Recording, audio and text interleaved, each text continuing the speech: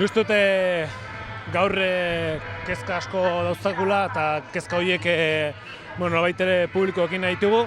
Besteak beste prekarietatearen arazoa jarri nahi dugu mahai gainean.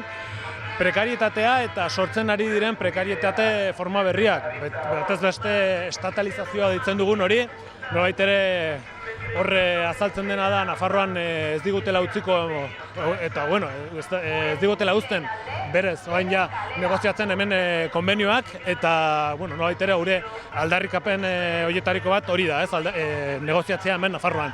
Eta hirugarrena da politika sozial baten falta. Nik uste dut hemen Nafarroan egun pairatzen duguna, nik uste dut bai sektore askotatik, osasungintzatik, irakaskuntzatik eta bar, nik uste dut aldaketa sozial baten beharra dagoela, eta horiek dira hain zuzen ere gure aldarrikapenak. Aldarrikatu nahi dugu sindikatua tresna bezala eta borroka sindikala gauzak iraultzeko, aldarrikatu nahi dugu ere aldaketa sozial baten beharra, eta aldaketa sozial behar hori lortzeko behar duguna da kaletik ere tiratzea eta aktibazio soziala eta sindikala. Hacía falta ya una reforma, hacía falta ya una reforma laboral.